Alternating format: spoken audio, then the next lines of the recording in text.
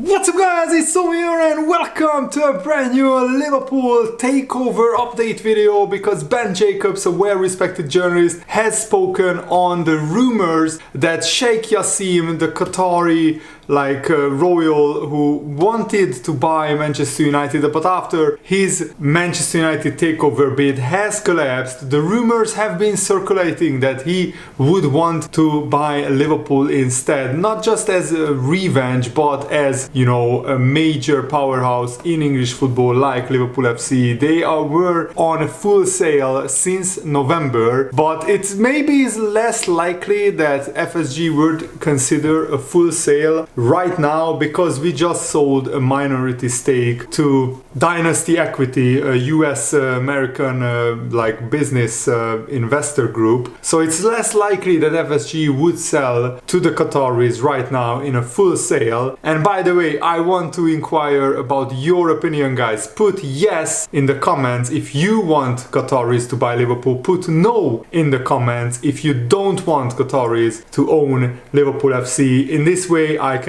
gauge the opinion of my viewers, you guys. And of course, if you enjoy these news videos, make sure to leave a like, subscribe if you are new around here, and you can help me continue making these videos by clicking the thanks button below the video for a one-time donation, or you can subscribe to my Patreon, link is in the video description, and you get a whole host of great benefits that way. And please help me out, because these videos only make $5 per day, so I really appreciate your support. So the idea of Sheikh Yassim potentially buying Liverpool instead of Manchester United have been circulating in the English media recently, but Ben Jacobs said that there are multiple reasons of why this Qatari takeover might not take place for Liverpool right now, but it could happen in the future. He said, I think that Liverpool at this stage right now are not open to a 100% sale. And remember that this is the only thing that Sheikh Yassim's 9-2 Foundation have said that they wanted from a full football club. They wanted a full takeover. Sheikh Yassim's investor group is not interested in owning a percentage of a football club. They want full control, they want a full takeover. And to be honest, I can understand that, because when you are investing 4, 5, 6 billion pounds into a football club, or even if you invest 1 or 2 billion, I mean, just that is of course would only buy a stake in either Liverpool or Manchester United, you would want full control. You wouldn't want to just be a board member and not have voting rights, not have full control of that club, because that way if you are not in full control, then why even invest 1 or 2 billion pounds into a football club?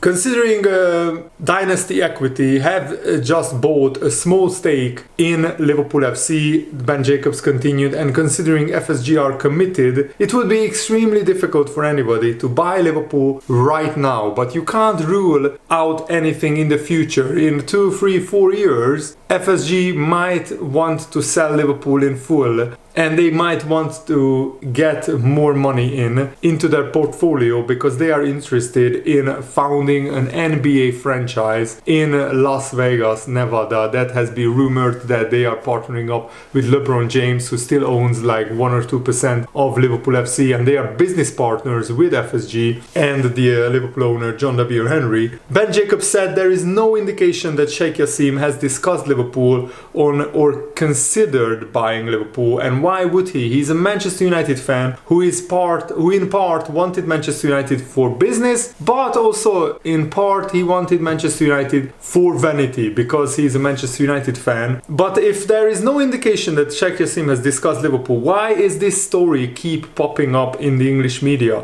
There has to be something in this. There is no smoke without fire, as they say. So this has to be something brewing behind the scenes. Otherwise, multiple news outlets and multiple journalists wouldn't keep talking about Sheikh Yassim potentially being interested in buying Liverpool. And to be honest, I'm not too disappointed at this news, because I wasn't a big fan of state ownership even before it was introduced into English football. But I think it pretty much ruins and destroys the Premier League, that now Man City, Newcastle and in part Chelsea are state owned by the United United Arab Emirates and Saudi Arabia. And if the Qataris also buy a club in the Premier League, then it will be, of course, even more difficult for Liverpool to compete, who are doing things right. And I think Jurgen Klopp should get a lot more credit in the English media, because no other manager, not even Pep Guardiola, could do what Jurgen Klopp has done and build a Liverpool side and stay competitive toe-to-toe with Manchester City for like 4 seasons on a fraction of a budget. Liverpool spent literally like half of what Man City have spent and what Man United have spent, and yet Liverpool have won 1 title, and if it wasn't for referees making wrong decisions, Liverpool would have won 3 Premier League titles under Jurgen Klopp. I'm pretty convinced of that. So Jurgen Klopp should get a lot more credit in the English media. So let me know, guys, how do you feel about this update about Sheikh Yassim not really interested in buying Liverpool FC? Do you think that's good news? Do you think that's bad news? Do you want FSG to sell Liverpool right now? And if yes, who would you want as new Liverpool owners? Let me know your thoughts in the comments below. And the former Liverpool player, Liverpool legend John Aldridge, said that Ryan Gravenberch was the best player against Everton for the first 25 minutes, which was a really positive point. The one problem about him is the fact he hardly played for Bayern Munich last year, and that means he's lacking a little bit of match fitness and tires quite quickly as a result. Gravenberch could be a really good buy once he's fully up to speed, and I think he's getting there. Every week he's building up his fitness. He missed a lot of games, and yes, he did a full preseason with Bayern Munich, but not with Liverpool. He hasn't played a lot of football for Bayern, so I think he's getting there. He's getting better and better. And there has been a lot of controversy around Konate's potential second yellow card against Everton, which I think, yes, it should have been a second yellow card, but the referees made so many mistakes against Liverpool. It was about time that things have evened out, and finally Liverpool get the rub of the green, as they say, the potentially favorable refereeing decision, and not potentially, but a favorable referee decision, and Jurgen Klopp straight away substituted Konate. But the Everton fans were demanding a replay, like that's just an absolute joke, because this wasn't like a factual decision. Of course, yellow cards are always sometimes a grey area. It's up to the interpretation of the referee. Offsides are black and white, either it's offside or not offside, and in my opinion Liverpool already dominated the game against Everton, so even if Konate gets sent off, we would have kept dominated and would have won the game. And yes, Liverpool would be up for a replay, because then we could even smash Everton 4-0 or 5-0. So I'm up for a replay if the Everton fans want it, why not? Alan Pardew also spoke about the controversy, and he says an idea. I think there should be a sin bin of 10 minutes for these 2 yellow cards, because I don't think they warrant the same as a red card. Therefore, can you imagine if you had the situation where he goes off, he would have missed that period up until half time and the period after, and I think it makes for great television. It would be great for the game to see the guy sitting on the bench. You have to defend for that period, you have to see it out, and you get a boost when he comes back on and he has paid his price. I think TV would love it, the sponsors would love it, the stakeholders would love it, and certainly managers would think it makes more sense. So I think everybody wins. What do you think about the sin bin? I mean, already we have in five-a-side football a 2-minute sending off, so the player goes out for 2 minutes and then he can come back. It's in play in hockey as well, ice hockey.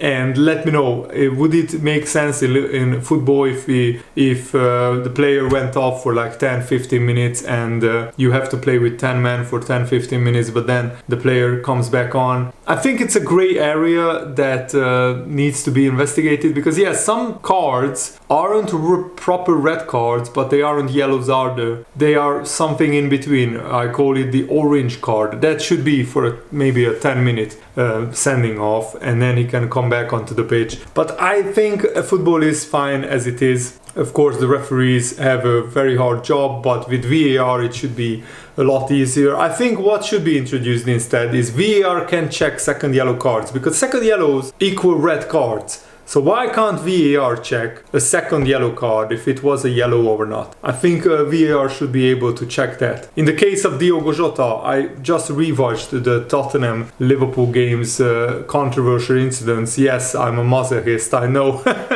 But I just saw the Diogo Jota 2 yellow cards. The first one wasn't a yellow card. The second one, on first viewing, it looked like a yellow card, but when you slow it down, you realize that Diogo Jota, yes, he goes to ground, but then Udogie steps over his leg, and Jota pulls his leg back, and there is no contact. Udogie's leg doesn't hit Jota's leg. Udogie is just falling over at the perfect moment. He's a brilliant diver. He should go to the Olympics because Jota doesn't touch him, but because he falls over at the perfect exact moment when when Udogie's leg goes over Jota's leg, it's a second yellow card. But if VAR could check second yellows, they could slow it down and show it to the referee that there was actually no contact. So the second yellow shouldn't have happened. And who knows, if Liverpool play with 10 men, we could have still won the game, even without the referee giving Luis Diaz's perfectly good goal. And Fabrizio Romano gave an update on the Victor Osimhen rumors. He said, I can guarantee 100% that Victor Osimhen has not agreed anything with Liverpool or any other club. He is also not negotiating any contract or any salary with any other club. This is not the moment. Osimhen and other people close to him are absolutely aware of the interest of many clubs around Europe. It's normal when a player is out of contract in the summer of 2025. So it looks like those rumors came from an Italian journalist and it looks like he was wrong. Osimhen will take his time. Fabrizio Romano said, for now I can say the links with Liverpool are not true. Of course, Liverpool and many other clubs are keeping an eye on top strikers around Europe, but nothing is agreed. We will have to wait and see how the situation will evolve, even it is sure to be one to watch in 2024. I mean, even if it's true that maybe Liverpool don't have a direct agreement with Osimhen, the links suggest to me that Osimhen is definitely on Liverpool's shortlist and maybe they will try their luck in 2024, especially if Saudi Arabia comes back for Mo Salah. If Mo Salah is sold, then Liverpool have a huge 150 million pounds burning a hole in their pocket and they would want to sign the next great attacker who can easily score 20-25 goals a season, and Osimhen is definitely that kind of caliber of player. And Toby Altschlaf, who is a German expert journalist, he said that English top clubs including Liverpool are interested in Jamal Musiala and they have had him on their list for a long time. Bayern Munich want to extend Musiala's contract beyond 2026. There was a meeting between Salihamidzic and Musiala back in April, which was supposed to be the start of contract talks, but since then talks have been on hold because Salihamidzic and Oliver Kahn have been fired from Bayern Munich. Musiala and his management now want to wait and see how the situation at Bayern will develop. They want to make sure the 20-year-old is a key player for the future, and I think Musiala just wants to see how much he plays under Thomas Tuchel this season, because sometimes he has been on the bench and he doesn't want to become a permanent bench player at Bayern Munich. He wants to be a regular starter, because if Musiala is not a regular starter at Bayern, then he will definitely want to move to a top club in Europe who will start him regularly. Musiala has the talent to be a regular starter at Bayern, but the problem in quotation marks that Bayern Munich have is they have so many amazing attacking players. They have Thomas Müller, Serge Gnabry, Leroy Sané, Musiala, Goretzka even can play as a number 10. And others. There are so many talented players. Mati Stel has had a breakthrough season at Bayern Munich. It seems like he's always getting a goal or an assist, even as a substitute. Mati Stel is French and he's also a big talent worth keeping an eye on. But of course, Harry Kane and Sané are the two form players at the moment at Bayern. So I think Musiala deserves to start. That's just my personal opinion, because he already has done so much for Bayern. He won the title last season with pretty much almost the last kick of the game. So Musiala at 20 years old winning the title for Bayern Munich is a fairy tale stuff. And I think Musiala is justified in his request that he wants to see whether he's a regular starter. If not, then Liverpool can snap him up maybe in the future. So I will keep you guys updated about that. And anyways, that's it for today's video. I really hope that you guys enjoyed it. Thanks for watching. Have a nice day. See you later. Good day.